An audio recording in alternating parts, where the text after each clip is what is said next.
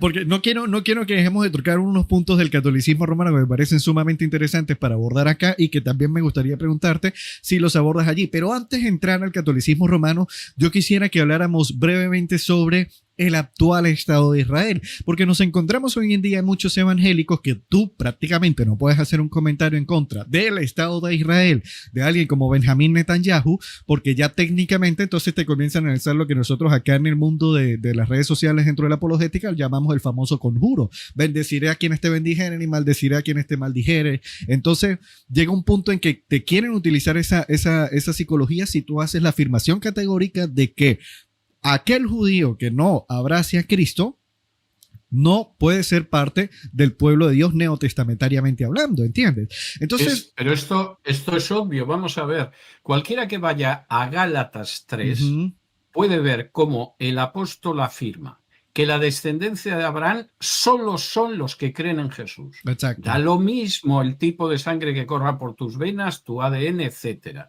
Solo son los que creen en Jesús. Y los herederos de las promesas solo son los que creen en Jesús. Y esa gente está formada por judíos y gentiles, hombres y mujeres, esclavos y libres. Esa es una afirmación de Pablo.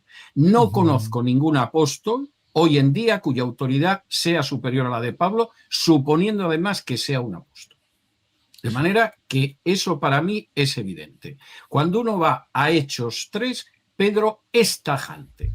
Aquellos judíos que no se han arrepentido y aceptado a Jesús han sido arrancados de Israel, no forman parte de Israel. Y cuando uno va a Romanos 11, Pablo Uh-huh. utiliza la famosa imagen del olivo que es clarísima. Los judíos que no creen en Jesús ya no forman parte de Israel, han sido cortados de Israel. Y por el contrario, los gentiles que creen en Jesús han sido injertados en Israel. De modo que Israel se identifica en la Biblia con aquellos que creen en Jesús, sean judíos o sean gentiles. Y los judíos que no creen en Jesús no son Israel. Por lo tanto, no son la descendencia de Abraham, no son herederos según las promesas. Podría dar hasta argumentos raciales al respecto, porque además Uh-huh. la mayoría de los judíos que existen hoy en día no descienden de Abraham, no son ni siquiera semitas. Pero esto Sí. nos llevaría muy lejos, sería otra discusión histórica. Y hay, Pero y la hay, Biblia es muy clara e ignorar eso es ignorar algo elementalísimo dentro de la Biblia. Y hay inclusive algunos eruditos judíos que, por ejemplo, Shlomo Shant, que es erudito judío, dice que es más posible que un habitante de Hebrón tenga más descendencia directa con Abraham que un judío al día de hoy. Pues, pero no quiero que nos metamos ahí. Esto, bueno, vamos a ver, esto es tan claro. Voy a mencionar solo dos Ajá. pinceladas. Hay un erudito judío, se llama Wexler, es Ok. profesor, además en el Estado de Israel, es israelí, y él ha escrito 2 libros magníficos demostrando cómo la inmensa mayoría de los judíos actuales no tienen el más mínimo punto de contacto con Abraham. En el Uh-huh. caso de los askenasíes, que son el 80% de los judíos actuales, descienden de manera aplastantemente mayoritaria de los házaros, que es un pueblo del centro de Asia que cuando llega a lo que ahora sería Ucrania se convierte al judaísmo. Y eso aparece en las fuentes judías medievales como el Kusari de Yehudá Halevi. Y entonces esta Uh-huh. gente religiosamente es judía, racialmente nada que ver con Abraham, Isaac y Jacob. En el caso de los sefardíes, aproximadamente el 15-20% del resto de los judíos del mundo, en su inmensa mayoría tampoco descienden de los israelíes previos, como demuestra Wexler, proceden sobre todo de tribus norteafricanas que abrazaron el judaísmo. Y en este sentido, en términos meramente de ADN, la aplastante mayoría de los judíos actuales no tiene nada que ver ni siquiera con una raza semítica, como son, por ejemplo, Uh-huh. los árabes. Y esto es tan claro que hasta donde yo sé, el único país del mundo donde no puedes hacerte pruebas de ADN para saber cuál es tu ascendencia es el Estado de Israel. ¿Por qué? Hombre, pues porque nos encontraríamos con que gente que apela a la descendencia de Abraham mayoritariamente no tiene nada que ver con Abraham. Dios mío bendito, doctor, ese dato no lo tenía. Está súper interesantísimo, doctor. Bueno, Dime. es muy interesante que en Israel no te puedas hacer esas pruebas. O sea, yo me las he hecho esas pruebas y descubrí cosas curiosas como que tengo un 15% de sangre irlandesa, ¿no? Y mi hermano y yo empezamos a tirar de árbol genealógico y creo que Ajá. encontramos al irlandés culpable de mi sangre irlandesa. Pero efectivamente, bueno, pues el resto es sangre mediterránea, en fin, alguna gota de alguna otra cosa. Pero en el caso de el Estado de Israel, tú no te puedes hacer esas pruebas que te puedes hacer en cualquier país del mundo. Y la razón es que Ujú. como te las hagas te puedes llevar un disgusto, ¿eh? Puedes descender Uh, de algún polaco, algún ruso, como desciende el propio Netanyahu, ujú. de gente que se convirtió en la Edad Media en el imperio házaro al judaísmo, pero no van a encontrar ni una gota de la sangre de Abraham, de Isaac, de Jacob, de Moisés o de David. Dios mío, bendito doctor. Mira, doctor, quiero tocar este punto porque es parte de las preguntas que te tenía y también lo están preguntando mucho los hermanos en el chat. Recientemente acá en redes sociales ha suscitado una serie de diálogos, debates muy calientes, dicho sea de paso, concerniente al símbolo que aparece en la estrella, en la bandera de Israel al día de hoy, el famoso Maguen David. Pero yo te quiero preguntar al respecto. ¿Qué opinión tienes tú? Porque se habla de es la estrella de Renfán, pero también dicen, no, es el Maguen David, etcétera, ¿no? Entonces no sé Bueno, si puedes abordar ese tema, doctor. bueno, vamos a ver. Quien puede dar una respuesta muy clara en este sentido somos las personas que hemos estudiado el ocultismo a lo largo de la historia. Ok. La denominada estrella de David es un signo ocultista. Se utiliza en ocultismo y generalmente es uno de los signos ocultistas que se usan para conjuro y para la práctica de la hechicería junto con el pentáculo, es decir, el Ujú. hechicero, el brujo, el mago, como tú lo quieras llamar, generalmente utiliza dos símbolos, o una estrella de 6 puntas, lo que se suele llamar muy Ujú. impropiamente la estrella de David, o una estrella de 5 puntas, que se rodea con un círculo que se supone que te protege de la aparición de fuerzas espirituales y en cuyos vértices, en cada una de las puntas, para que nos entienda la gente, se coloca una luz, se coloca una vela. ¿Cómo entra eso dentro del judaísmo? Ajá, ese es Entra el punto.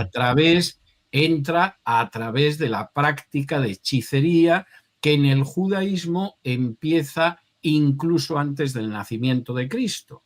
Hay que tener en cuenta que los judíos, la mayoría, no regresa después de la destrucción de Babilonia a Palestina. La mayoría se queda en Babilonia. En Babilonia se va a elaborar la redacción más importante del Talmud, que se conoce como Talmud Babli, Talmud babilónico.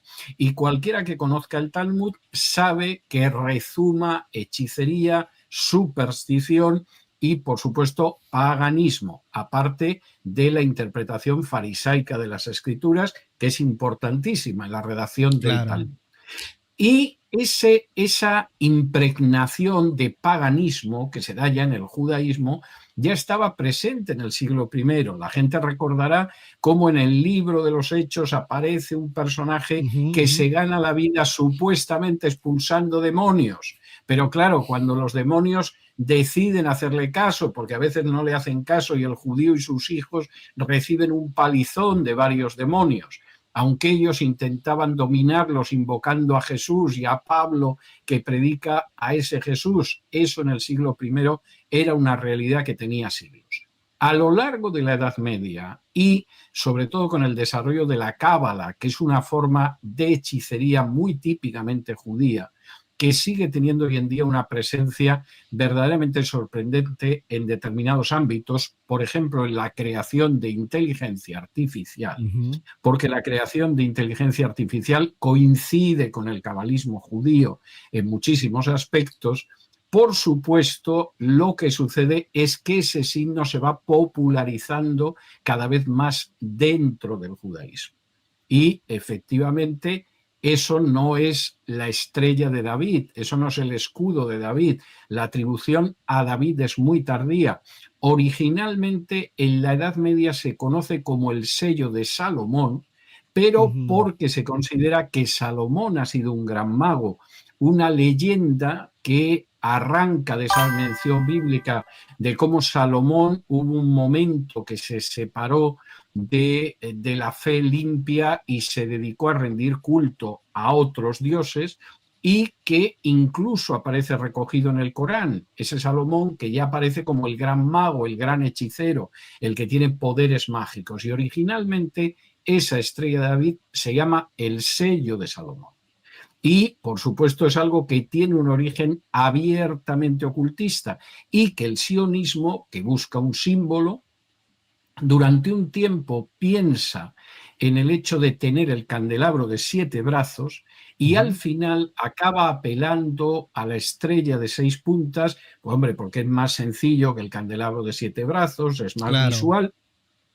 Y a mí me da escalofríos cada vez que veo a un cristiano que lleva un signo más que reconocido de brujería colgado del cuello, pensando que eso le acerca a Dios, porque es otra muestra más de lo peligrosa y lo dañina que es la ignorancia. Y lo meten a las iglesias, ¿no? O sea, con el tema de la simbología y demás.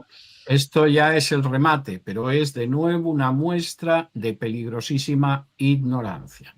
Qué increíble facto te acabas de lanzar ahí, doctor. De verdad que estoy sumamente, digámoslo así, satisfecho de escuchar lo que estás mencionando, porque es un tema que venimos, se viene señalando, ¿no? O sea, son elementos que nunca han formado parte de la simbología cristiana y demás, y luego te quieren hacer, digámoslo así, te quieren hacer la típica, ¿no? De que, bueno, pero es que el arbolito de Navidad también tiene origen pagano y demás, que, o sea, no sé si podrías comentar algo al respecto también, doctor. Bueno, lo que pasa es que si porque hay un signo pagano que ha entrado en la iglesia vamos a dar por bueno todos los signos paganos, bueno, ya esto puede ser el desastre total y absoluto, ¿no? Como tengo un primo que comete adulterio, vamos a cometer todos adulterio, ¿no? Es un razonamiento ridículo y absolutamente disparatado. Yo invito a la gente a que se meta en internet y se ponga a buscar la estrella de 6 puntas.